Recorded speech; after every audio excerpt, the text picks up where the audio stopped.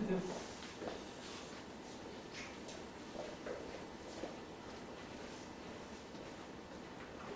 네, 전 시간에 직면의 위험성과 주의점에 대해서 우리가 세부적으로 알아봤고요. 자, 그래서 그 다음에 이어서 계속 하도록 하겠습니다. 자, 아담스는 이러한 기법의 직면을 이끌어 권면적 직면이라고 부릅니다. 뭐가 권면적 직면일까? 앞으로 돌아볼게요. 다시. 자, 예수님께서 성전에 가르치실 때 제사장들과 백성들, 백성의 장로들에게 탐탁치 않은 마음으로 예수님에게 이렇게 따져 물을 때 이렇게 말해요. 내가 무슨 권세를 하냐고 따져서 예수님에게 자 이런 것을 애들에게 그들의 죄를 바로 바라볼 수 있게 하고 직면시켜줬던 그 예수님의 어떤 그 사랑으로 직면으로서 사랑으로서 자기 어떤 죄를 바라보게 하고 또 용서를 하고 회개하게 만들었던 그런 부분이 있죠. 이런 기법을 직면해서 권면적 직면이라고 부릅니다. 쉽게 말해서 신약에서 예수님께서 많이 하셨던 그런 권면, 직면의 기법이 어떻게 보면은 권면적인 기법이다라고 말을 할 수가 있겠습니다. 자, 이 말은 직면이 지시적이면서 성경에 기초하여 권면을 한다는 것입니다. 그래서 직면은 내담자의 사고, 감정, 행동의 모순을 지적해주는 것이기 때문에 다른 사람입니다. 다른 사람에게 지적하거나 지시하는 것을 상담자는 주저할 수도 있다는 것입니다. 자, 그러므로 직면은 상담의 강력한 도구로 내담자의 변화와 성장을 증진시킬 수 있는 반면에 상담자나 내담자에게 심리적 부담을 줄 수도 있다는 것입니다. 그래서 하지만 이것은 내담자의 심리적, 영적 성장을 가져오게 하는 중요한 상담 기법입니다. 그래서 우리 기독교 상담에서는 바로 내담자의 문제, 무조건 책망하지 않고 치유를 위한 직면이 필요하다라는 것을 반드시 한 번 더 덧붙여서 강조를 해주고 있습니다.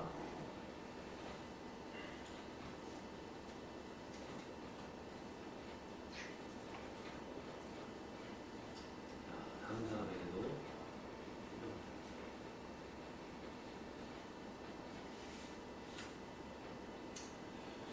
자, 이제 직면 기법을 우리가 저번 시간 그리고 이번 시간에서 이렇게 좀 수요적으로 이렇게 나열하고 연구 또 검토를 해봤는데요. 자, 총체적으로 결론을 종합해서 다시 한번 되돌아본다면은 본장에서는 직면에 대한 기독교 상담적인 입장을 우리가 살펴봤었죠.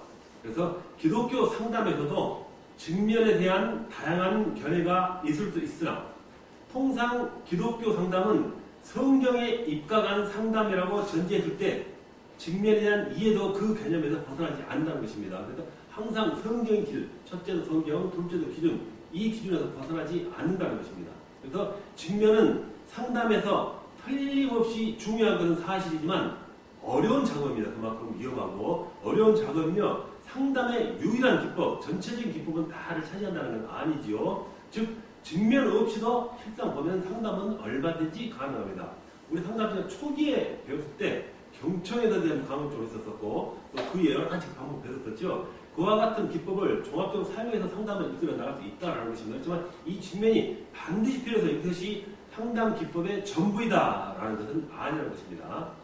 그래서 기독교 상담에서 직면의 목적은 내담자로 하여금 죄의 자각을 통해서 자신의 죄를 고백하고 회개하여 하나님과의 관계를 회복하고 완전한 자로 새롭게 되돌려 주는 그게 목적이 있다라는 것을 말하고 있는 것이다. 바로 이 내용이 우리가 직면을 지금 2시간 동안 강조해서 연구해 왔었는데 총체적인 것을 함축씩 해서 말할 수 있는 방법이었다. 특히 기독교 상담의 직면의 목적은 내담자로 하여금 죄의 자각을 통해서 자신의 죄를 고백하고 또 회개하고 하나님과의 관계를 회복하고 또 용서의 확신을 갖도록 해줄 수 있는 그러한 바로 방법의 상담이 바로 이 직면의 방법이었다라고 결론을 내리고 있습니다.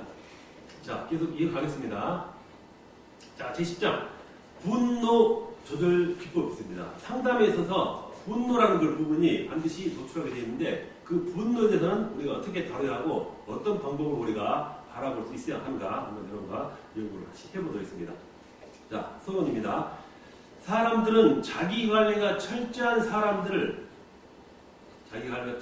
있죠. 그런 사람을 인정하고 자, 토시가 붙으려나? 토시가 여기 요트가 많이 나죠?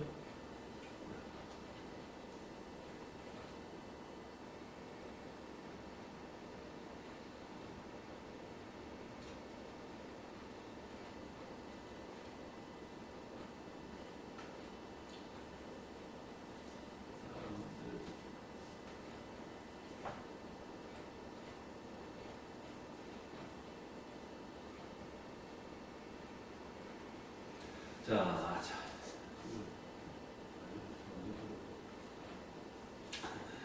자기 권리가 철저한 사람을 인정하고 존경하면서 또 그 사람을 알고 우리가 지도자의 도움을 바쳤다라고 우리가 보편적으로 우리가 말을 합니다. 그래서 자기 관리에 실패한 사람은 그만한 또 대가를 치르게 되는데 극단적으로는 자기 자신이 하고 있는 일을 포기해야 하는 상황이 발생할 수도 있다는 것입니다. 자, 자기 관리를 잘하는 사람, 특히 공적인 입장에서 있는 사람, 공인이라고 그러죠. 그런 사람들은 진짜 자기 관리를 철저하게 해온 사람이라고 바라볼 수 있겠죠. 그렇지만 그러한 사람일지라도 자기 관리에 실패한 사람은 그 대가를 치는데 극단적으로는 자기가 있는 위치나 자기가 하고 있는 일을 포기해야 할 상황이 가져다 줄 수 있는 부분이 바로 자기 관리라고 말할 수 있는 것입니다. 자, 분노가 관리되지 않는 사람은 대체로 바른 대인관계를 형성하지 못하여 성공적인 삶을 살지 못하는 경우가 많이 있습니다.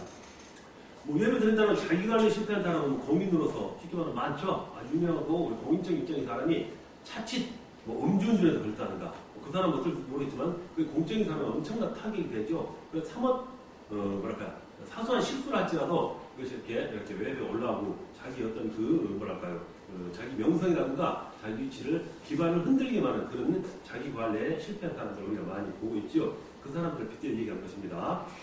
자, 그래서 분노의 정서는 가볍게 기분이 상하는 정도로부터 화가 치밀어 오르고 경로에 이르기까지 다양한 강도로 발생되며 빈부귀천, 남녀노소 누구에게나 나타날 수 있는 보편적인 정서입니다. 이것이 바로 분노라는 것이죠. 분노하지 않는 사람은 없을 거예요. 분노는 누구나 가지고 있죠.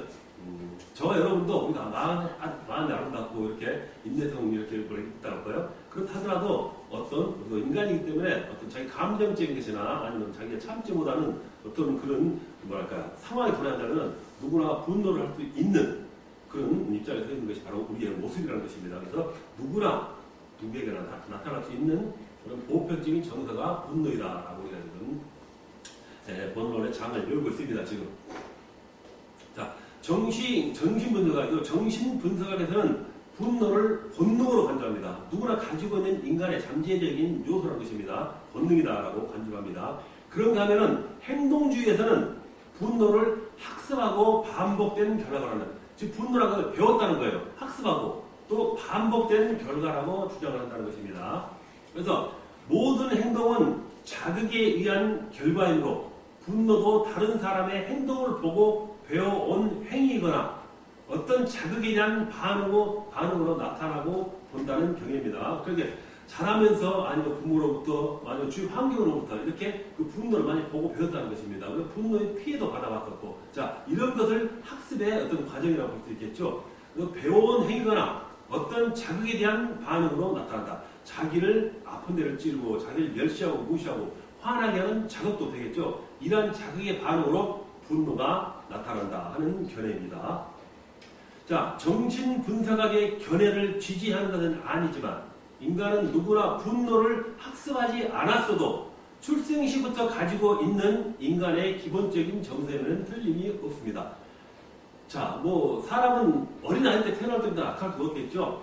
술하고 아무것도 모르겠죠. 그렇지만 어린아이라도 이렇게 자라오면서 자기를 뺏긴다든가 아니면 자기 손해가 친다면 이렇게 저절로 화를 내는 걸 볼 수 있어요. 그렇기 때문에 그 분노라는 것은 인간의 본능이 않나 하는 것으로 우리가 해석할 수 있겠죠. 영적으로 본다면은 우리가 어차피 뱀의 꼬임에 넘어가서 이스라엘 내려온 그 인간의 후예이기 때문에 바로 우리 마음에는 벌써 본능의 자체가 심어져 있는 거죠. 죄의 속성이 인간이기 때문에 그렇게 해석할 수 있겠지만 이렇게 정신분석의 일반적인 해석으로 본다면은 이렇게 출생 시부터 가지고 나올 수 있는, 즉 보고 배울 수 있다 하는 기본적인 정서에 틀림없다는 것입니다.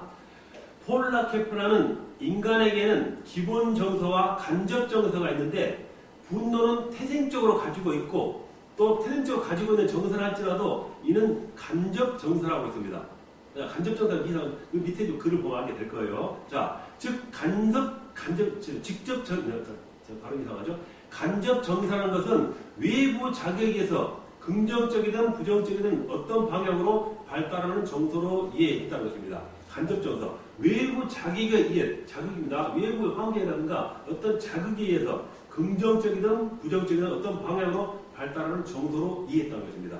즉, 간접 정서라는 개념의 이면에는 외부 자극이 약하거나 분노를 폭발시킬 수준의 자극이 아니라면 한 사람에게 있어서 분노는 평생 안 일어날 수 있다라고 말한 것입니다. 즉 누가 나를 간섭하지 않고 자극 주지 않고 화나지 않게 했다면 그런 간접적인 자극이 없었다면 아마 분노는 평생 하지 않을 것이다 라는 그런 부분이 간접정서라는 것입니다. 자, 자극이 아니라면 한 사람이 있어서 평생 동안 파괴적이고 부정적인 분노는 이야기하지 않을 수도 있다는 겁니다. 살아오면서 누가 나를 화를 나게 하지 않는다면 외부적인 자극이 없다면 사람은 살아가면서 화를 한 번도 내지 않는다라는 그런 주장을 하고 있는 것입니다. 자, 분노는 모든 인간에게 나타나는 감정입니다. 자, 더욱이 이것은 인간의 타락으로 인해서 파괴적인 정서 작용으로 할 수 있으므로 누구든지 이를 절대로 가볍게 봐서는 안 되는 것이며 대처해야 한다는 것입니다. 분노는 결국 긍정적이 아니라 부정적인 것입니다. 자, 통상 분노가 발생하면 사람들은 그것을 내사하든지 자기 속으로 감춰서 사겨버리든지 투사하든지 즉 밖으로 외부로 분출하다든지 이 둘 중에 하나겠죠. 둘 중에 하나의 반응을 하게 됩니다. 상황에 따라서 다르겠지만 대부분의 사람들은 분노를 간직하는 경우보다 내사하는 경우보다는 다른 사람에 떠뜨리는 것이 일반적입니다. 투사한다는 게 일반적입니다. 분노는 밖으로 표출하는 것이 일반적이다라는 것이 우리가 지금 다시 말씀하고 우리 모습이다라고 주장을 하고 있습니다. 상식적으로 사람들은 다른 사람들에게는 분노해서는 안 된다는 불분율이 있죠. 우리가 살아오면서 상식이라고 볼 수 있겠죠. 사람들은 화를 나더라도 분노해서 안 되고 다른 사람에게 이렇게 화를 내면 안 된다 하는 그 불분율이 있어요. 자, 가지고 있어서 자신이 분노 상황에 노출되어 있어도 그것을 인정하지 않거나 또는 억압, 억제, 내사의 심리가 나타납니다. 자, 분노가 일어났더라도 대답을 표출하지 않고 억압하거나 억제하거나 자신이 혼자 사겨버리는 내사해버리는 심리가 나타나기도 한다는 것입니다. 물론 내사화가 투사의 어떤 두 가지 모습으로 나타날 수 있다는 것입니다. 속에서 사귀든지 아니면 밖으로 표출하든지 둘 중에 하나의 현상이 우리 인간에게는 일어날 수 있다라는 말씀을 하고 있는 것입니다. 자, 분노는 굳은 얼굴 표정에 거친 억양과 언어를 통해서 표출되죠. 자, 분노는 반드시 목소리가 커지고 화가 나게 되고 표정이 험악해지고 또 말은 강해지고 심해지고 높아지죠. 언성이 높아지면서 언어 사용에 있어서 심각한 어떤 그 단어를 사용한다든가 그런 부분이 나온다는 것입니다.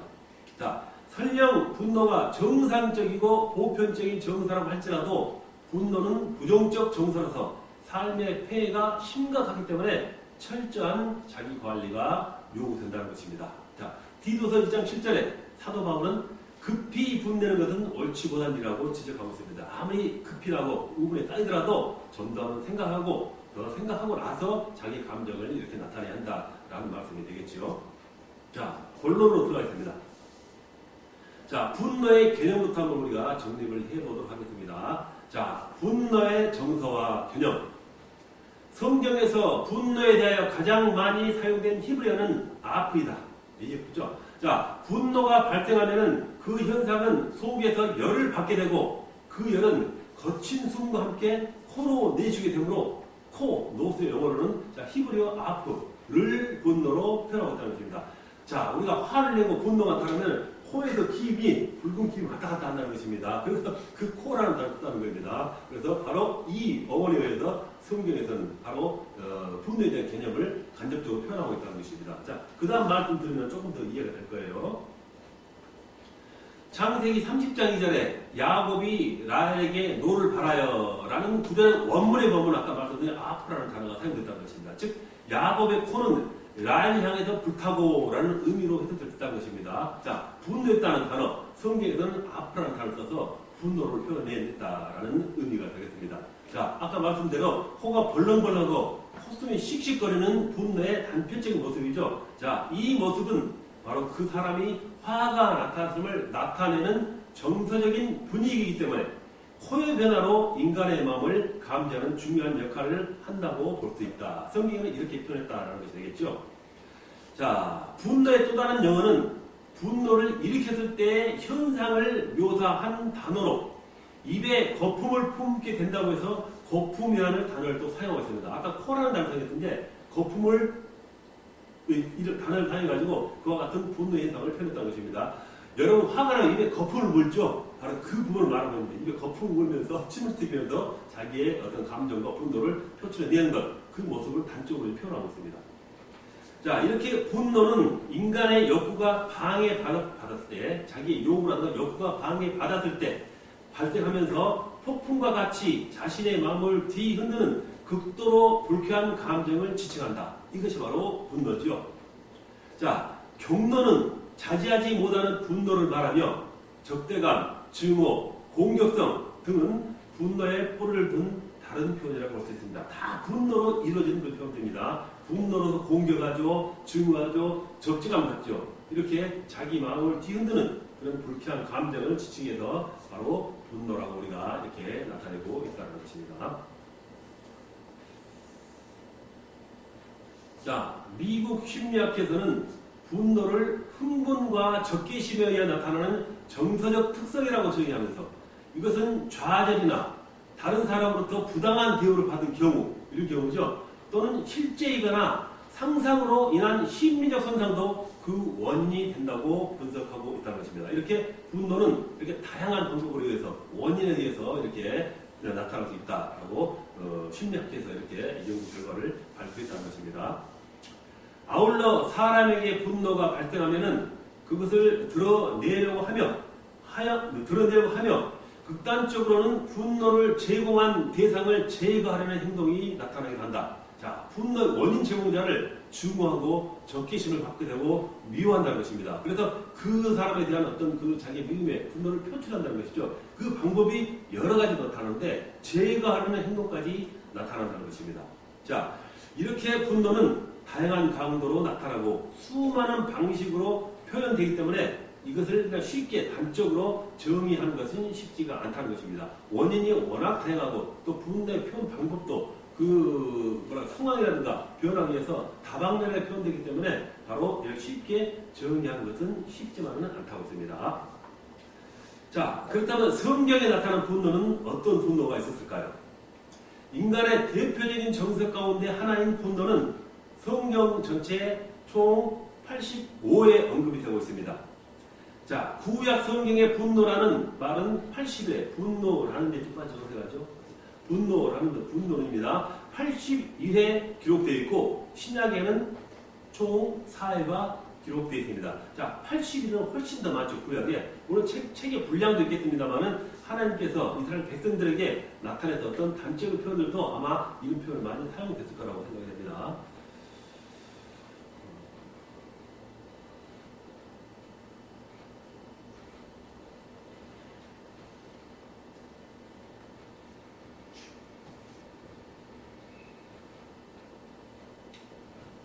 자, 어디가 봅시다. 단어는 분노뿐만 아니라 분이나 노 등 외자로 사용된 용어와 또 분이죠. 우리가 분을 품는다, 또 노한다, 이 외자로 할 수 있다는 것입니다. 그리고 경분, 경노 등에 이렇게 유사어를 합치면은 그 숫자는 분노에 관계되는 이렇게 표현을 하는 방법은 훨씬 많아진다라는 것이죠. 자, 분노에 대한 대표적인 교훈은 에베소서 4장 26절에 분을 내도 죄를 짓지 말라라는 말씀으로서 이것은 누구에게나 분노가 보편적인 감정임을 시사하는 것입니다. 그래서 분을 내더라도 죄는 짓지 말라 하는 성경 말씀이 바로 이렇게 우리 표현했던 거 보면 누구에게나 분노는 이렇게 잠재적으로 가지고 있다라는 것을 시사하는 말씀입니다. 하는 것입니다. 이 구절을 분석해 볼 때 인간은 분노의 정서를 갖거나 그것을 드러낼 수 있는 존재로 창조되어 있다는 의미가 되겠죠. 자, 그러므로 인간의 분노는 자연스러운 정서이지만 그 처리 방법에 따라서 이제 죄가 될 수도 있다라는 것입니다. 분노는 첫째 잘못하면은 죄와 연결고리가 될 수 있는 쉬운 어떤 그런 부분이다라는 것입니다. 자, 보세요. 분노가 미움과 적개심이죠. 미움도 적개심도 우리 성경에 보면은 이것도 분명히 좋지 않은 어떤 의미를 가지고 있는 단어입니다. 그래서 분노가 미움과 적개심 그리고 용서하지 못하는 마음 그리고 복수심으로 변할 수가 있으며 그것이 표출되고 그로 인해서 폭행 등 다양한 공격 형태로 나타나거나 지속이 될 때는 극단적이며 파괴적인 죄로 이어질 수 있다라는 것입니다. 분노는 분노로 그치면 분노겠지만 분노가 바로 적개심, 복수심 이렇게 표출돼서 또 폭행이나 아니면 어떤 다른 양상의 행위로 나타난다면 분명히 극단적이고 파괴적인 죄가 될 수 있다라고 말씀하고 있는 것입니다.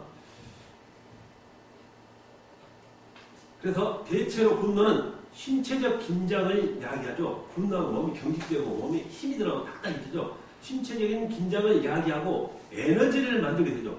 화나고 분노하면 무거운 것도 잘 들어요.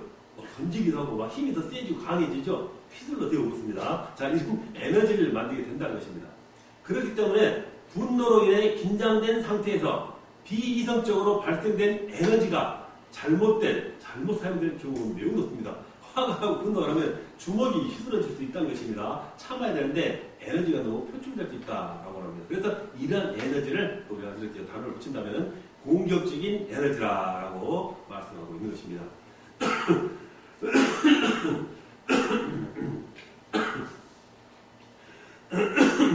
자, 창세기 4장 8절에 따르면은 가인의 분노로 인하여 발생된 에너지로 그 동생 아벨을 쳐 죽이게 되고 만 것입니다. 하나님께서는 인간을 기계나 목석과 같이, 기계가 아니라 돌덩이나 목석과 같이 만드시지 않으시고 영적인 존재이며 동시에 정서적 존재로 창조하셨기 때문에 성경에는 인간의 마음속에 나타나는 여러 가지 감정 등을 부정하지 않았습니다. 부정하지 않고 인간이 분노를 나타낼 수 있는 경우가 있음을 인정했습니다. 성경은 하나님에 대하여 분노를 더디하시는 분으로 묘사하고 있습니다. 자, 분노를 하나님께서 내신다는 것이죠. 자, 하나님의 분노는 그렇지만 일관성이 유지되어 있으며 변덕스러운 감정이나 어떤 화를 폭발이 아니라 인간의 죄에 대한 엄한 반응으로 이해됩니다. 인간의 죄에 대한 반응으로서 하나님께서 분을 이렇게 나타내셨다 하는 것으로 묘사했다는 것입니다. 그래서 일관성이 있는 것이고 어떤 의로운 분노라고 말씀할 수 있겠죠. 변덕스러움이나 감정 폭발이 아니라는 것입니다. 그래서 인간의 죄에 대한 엄한 반응으로 나타나는 것이 바로 하나님의 분노의 표현이다라고 성경은 묘사하고 있습니다. 자, 하나님께서는 인간의 피 흘림, 자, 성경 말씀 내가 이렇게 할게요. 제가 폭력, 탐욕, 보복, 그리고 고아, 가부를 괴롭힘 등에 대한 죄의 분노가 바로 하나님의 분노였습니다. 인간의 피 흘림, 가는, 폭력, 탐욕, 보복, 고아와 가부를 힘없는 자를 괴롭힘 이런 것에 대한 이런 죄에 대한 하나님께서 분노를 나타내셨다라고 말씀합니다. 하나님은 사랑에 대한 배반으로 분노를 나타내셨으며 이스라엘 백성을 그만큼 사랑하는데도 하나님을 배반하고 다른 우상을 섬기고 하는 데 대한 그런 분노를 나타내셨으며 그의 말씀을 들이하지 않은 자들과 하나님의 명령을 따라서 살지 않는 불순종한 자들에게 분노를 하셨습니다. 그래서 여러 성경 구절에서 하나님의 분노하심은 하나님으로 묘사가 되었지만 이 분노는 바로 인간들의 죄에 대한 의에 대한 분노였다. 의로운 분노였다라고 이렇게 달리 표현하고 있겠죠. 자, 우리 예수 그리스도께서도 분노하실 때가 있었는데 그의 분노는 악이 찬 분노가 아니라 의분이었습니다. 우리 분노와 다르다는 것입니다. 그래서 예수께서 성전에서 신실하지 못한 사람들이 성전을 더럽히고 부당한 이득을 취하는 것을 보시고 성전을 장사꾼의 소굴로 사용한 것에 대해서 의분을 드러내신 것이라 하는 것입니다. 이 부분이 예수님께서 화를 가장 많이 내셨던 의분이라 하는 것입니다. 이렇게 성경에 나타내볼 우리가 찾아볼 수 있습니다. 자, 성전에 이런 사람들의 성전에서 이런 사람들에 의해 더럽혀지는 것을 보면서도 온유한 척하는 것은 오히려 죄를 방관하게 되는 죄를 지게 된다라고 역설적으로 우리에게 표현하고 있습니다.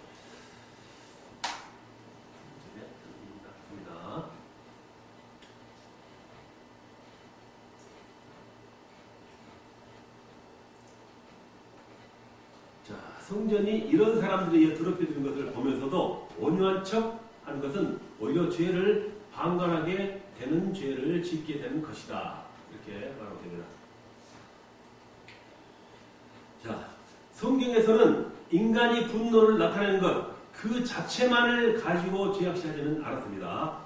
그 죄악에 대한 분노를 가짐으로써 의의를 지킬 수 있기 때문이다. 그렇게 표현하고 있는 겁니다. 분노는 낼 수 있겠지만 그 분노에 대한 그 자체만을 가지고는 우리가 지각시하지는 않았다는 것입니다.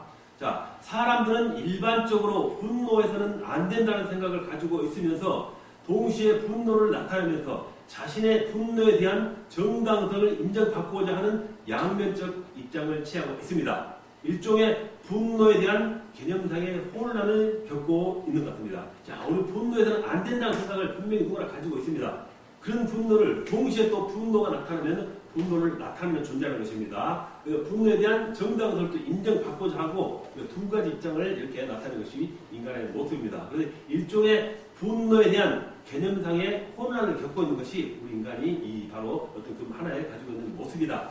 이렇게 바라볼 수 있겠죠. 자, 세 번째, 분노의 심리학적 이해입니다. 분노는 우리 심리학적으로 어떻게 이해를 해야 하는가? 분노를 이렇게 다방면하게 우리가 되짚어 볼 수 있어야 한다는 것이 되겠습니다. 상대적으로 남성에 비해 여성은 자신의 분노를 드러내지 않는 성향이 있고 직급이 높은 사람에 비해 직급이 낮은 사람은 분노를 자제해야 한다는 것이 있습니다. 이게 사회적 통념이 되겠죠. 보면은 남성보다 여성이 아무래도 순진하고 아무래도 이렇게 좀 내향적이고 그럴까요? 아무래도 화는 남성들이 더 많이 내죠. 보면은 일반 가정에 봐도 많이 그럴 것 같아요. 자, 어떤 직장, 아니 조직, 보면은 직급이 높은 사람보다 지장 낮은 사람은 화를 참아야 되고 높은 사람이 화를 내면서 하는 어떤 그 행동을 우리가 많이 바라보게 되죠. 자, 또 신자는 비신자에게 대해서 분노를 자제해야 한다는 생각입니다. 우리 신자는 신자임으로서 신앙을 가지고 믿음을 가진 사람이 세상 사람과 다르게 우리는 더 분노를 자제한다 하는 생각을 가지고 있습니다. 그게 현실인지 사실이 아닌지 모르겠지만 일단은 그런 마음을 가지고 있다는 것입니다. 그리고 목회자는 신자에 대해서 분노 표출을 금기시하고 있지만 많은 경우 분노는 성, 연령, 지위 등에 대해서 그 인식하는 바나 표출 방법의 차이가 있을 수 있다는 것입니다. 많고 적음의 차이는 있을 수 있지만 결국 그 분노의 표출은 인간은 누구에게나 잠재해 있다라는 강조하는 그 부분이 됩니다. 자, 분노가 표출됐을 때 그것은 내적 정체성의 상실에서 비롯된 것이다 라는 것을 다시 한번 또 보충을 설명하고 있습니다. 자, 내적 정체성 상실. 자, 분노는 바로 이 내적인 정체성 상실로 의해 이루어질 수 있는 부분이 있다는 것이 되겠죠. 자, 윌리엄 코아는 분노를 내적 정체성 상실의 현상으로 보고 있다. 상담자가 내담자에게 분노하는 것은 일종의 역전의 행동이라고 합니다. 오히려 상담자가 내담자에게 화를 낸다는 것은 있을 수 없다는 말씀입니다. 역전이라는 거예요. 오히려 내담자의 어떤 어려움의 고충에 있어서 표출할 방법을 이 사람이 상담자가 화를 낸다는 것은 절대로 있을 수 없다는 것입니다. 상담자는 내담자를 돌보는 주제로서 내담자의 정서를 수용해야 하는 존재이다. 그렇기 때문에 상담자가 거꾸로 자신의 개인적 정서를 내담자에게 투사하는 것은 상담에 영향을 미칠 수 있다는 것입니다. 상담자가 자기 분노, 화를 투사한다고 그랬죠. 다른 사람에게 자기 화를 표출하는 거예요. 이러면 안 된다는 것입니다. 상담 분명히 영향을 끼칠 수 있는 것이 되겠죠. 그 사람이 혹시 잘못 있고 죄의 과오를 어떤 뭐랄까 인정하지 않는다든가 아니면 역설적인 자기 주장을 너무 강해서 상담에 저해되는 어떤 내담자가 있다면은 어떤 그 부분의 심리적인 어떤 압박감이나 아니면 그 뭐랄까요 분노로 표출되는 부분이 있겠지만 절대로 이렇게 해서는 안 된다라고 강조한 것입니다. 자, 그렇기 때문에 상담자가 거꾸로 자신의 개인적 정서를 내담자에게 투사하는 것은 상담에 영향을 미칠 수 있다. 정의로운 분노라 할지라도 상담자의 분노가 내담자에게 그 정당성 인정받기는 어려울 것이다. 자, 정의로운 부분 있죠. 지금 바른 부분은 분명히 상대방이 어떤 확실한 과오지만은 의로운 부분도 그렇게 있겠지만은 그렇지만 이 분노는 자관 상담에서는 절대로 절제해야 한다, 자제해야 한다라고 말씀하고 있는 것입니다. 내담자에게 분노하는 상담자는 내적으로 정체성을 상실한 결과라고 볼 수 있다. 자, 올바른 상담자가 아니라는 것입니다.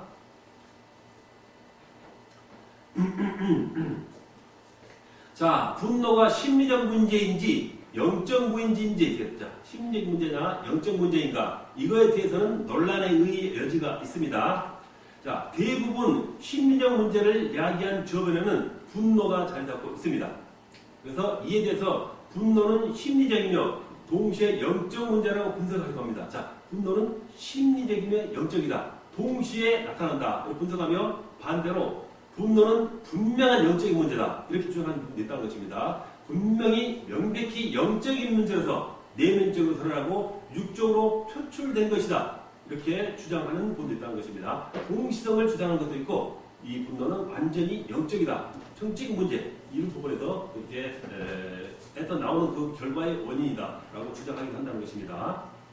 자, 분노는 영성의 약화와 맥락을 같이 한다고 볼 수 있으며 육체적, 심리적 문제와 밀접한 관련을 맺고 있습니다. 그러므로 분노를 심리적으로만 이해하고 해결하는 것은